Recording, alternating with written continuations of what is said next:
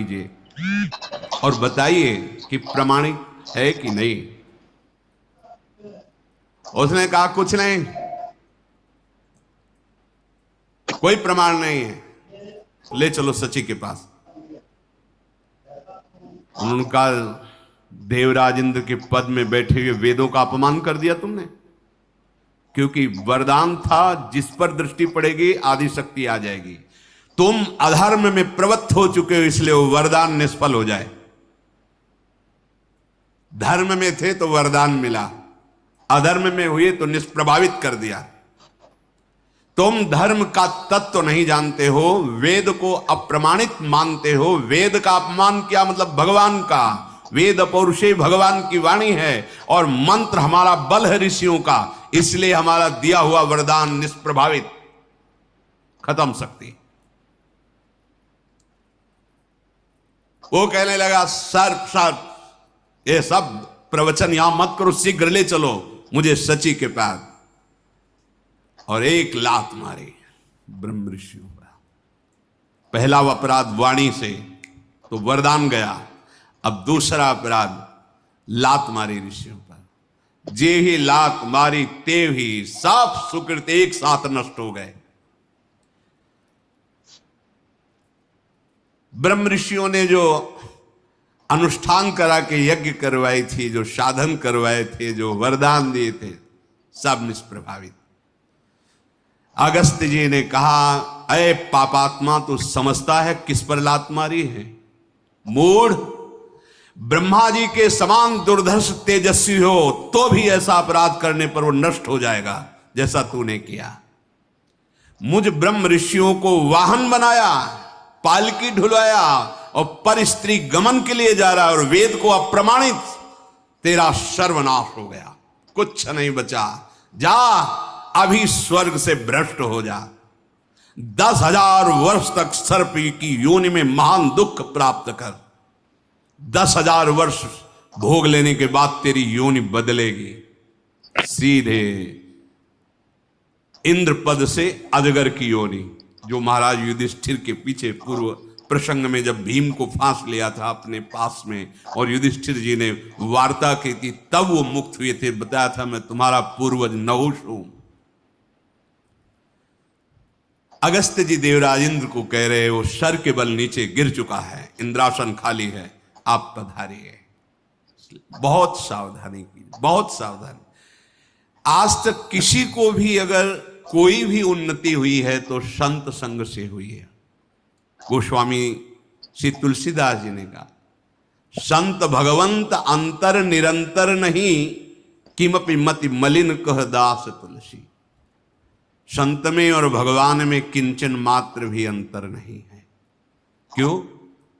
जब एक भृंगी नाम का कीड़ा दूसरे कीड़े को लाकर अपने भय से उसका चिंतन कराता है तो भृंगी बन जाता है बिना शरीर छोड़े। तो हम तो भगवान के अंश है ही। यदि निरंतर भगवान का चिंतन, तो ब्रह्मविद ब्रह्मैव भवति, वो ब्रह्म स्वरूप था, ब्रह्म स्वरूप है, ये अनुभव हो जाता है उसको। जानत तुम्हें तुम्हें हो जाए, जाने हो संत अनंत समाना, गोस्वामी जी कह रहे। इसलिए देहि सत्संग निज अंग श्रीरंग भवभंग कारण शरण शोक हारी।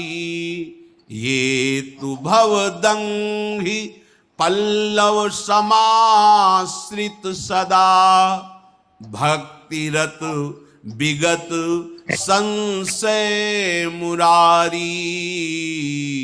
देहि सत्संग निज अंग श्रीरंग।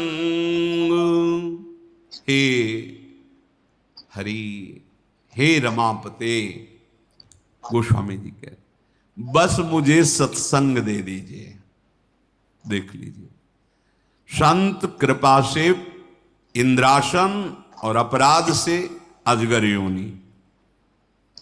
देवर्षि नारद जी अपनी पूर्व और वर्तमान की जीवनी को भगवान व्यास देव जी से वर्णन करते हैं मैं एक गंधर्व था, बहुत सुंदर रूप मेरा था। ब्रह्मा की सभा में बड़े बड़े संत महात्मा पधारे, वहां मुझे गाने के लिए बुलाया गया। भगवत संबंधी शोभा का, उनकी गुण का, रूप का, लीलाओं का मैं न गाकर स्त्री संबंधी रूप गुणों का गायन किया तो सभा में अपमान हुआ ना। संत सभा में तो भगवत गुणानुवाद किया जाता है। वहां से मुझे भ्रष्ट होना पड़ा और मैं यहां दासी पुत्र बना के संत सभा में बुलाया गया था भगवत गुणानुवाद के लिए, और ये उन्मत्तता रूप गर्वता के कारण स्त्री रूप का गान करने लगे, विलासिता जनित। तो ये अपने पद से भ्रष्ट होकर के दासी पुत्र बने और बोले जब उन्हीं भगवान की विशेष कृपा और संतों का चातुर्मास्य हुआ और वहां मुझे सेवा मिली, उनकी जूठन पाने को मिली उनकी, तो 4 महीने की सेवा से मेरा ऐसा वैराग्य और भगवत अनुराग बढ़ा कि आज मैं नारद रूप में हूं, वो शरीर पूरा होने के बाद। देहि सत्संग निज अंग श्रीरंग, भवभंग कारण शरण शोक हारी। क्यों सत्संग, क्यों? प्रभु आप मुझे दर्शन दीजिए, पर कह रहे मुझे सत्संग दीजिए। बड़ी बड़ी भगवदाकार वृत्ति को प्राप्त महापुरुष सत्संग। भगवान शंकर स्वयं हंस रूप धारण करके काकभूषुंड जी के यहाँ सत्संग सुनते हैं जाकर के। कुछ जानकारी की जरूरत थोड़ी है, वो तो वंदे बोधमयम नित्यम गुरुम शंकर रूपिणम है। कुछ सत्संग की अपार महिमा प्रभु, क्योंकि सत्संग में प्रतिपल आपका प्रेम बढ़ता रहता है। नवीन भजन का उत्साह, नवीन उत्साह, नया जोश रोज भगवत प्राप्ति का सत्संग से प्राप्त होता है। यदि एकाग्रता पूर्वक सुनो, मनन करो, तो आप देखो रोज का रोज आपकी उन्नति होगी भगवत मार्ग में। भवभंग कारण शरण शोक हारी। शरण में आए हुए जीवों का शोक हरण करने वाला है ये सत्संग। संसार से आवागमन का चक्र रोकने वाला है ये सत्संग। हे मुरारी, हे प्रभु, जो लोग आपका सत्संग, आपकी महिमा सुनते हैं, वो आपके चरणों के शरणागत हो जाते हैं, आपकी भक्ति करने लगते हैं, तो अज्ञान जनित जितने भी कष्ट शोक हैं ये सब नष्ट हो जाते हैं।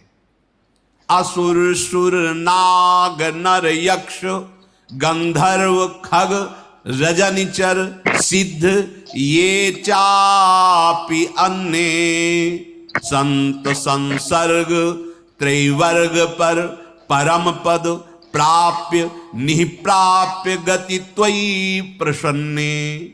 हे हरि, चाहे दैत्य हो, देवता हो, नाग हो, मनुष्य हो, यक्ष हो, गंधर्व हो, पक्षी हो, राक्षस हो, सिद्ध हो, और भी कोई भी जीव हो, यदि आपके प्रेमी महात्माओं का, संतों का संग मिल गया तो अर्थ धर्म काम और मोक्ष और परम प्रेम सब कुछ प्राप्त कर लेते हैं।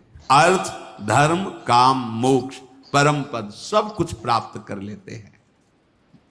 जैसे पक्षी शब्द आया है, आसपास जो पक्षी रहे, राधा नाम कीर्तन सुन रहे हैं, भगवान नाम सुन रहे हैं, चर्चा सुन रहे हैं, तो प्रभाव तो है ही। जाने अनजाने में कैसे भी नाम पड़े वो मंगल कर, वो भगवत प्राप्त हो जाएगा।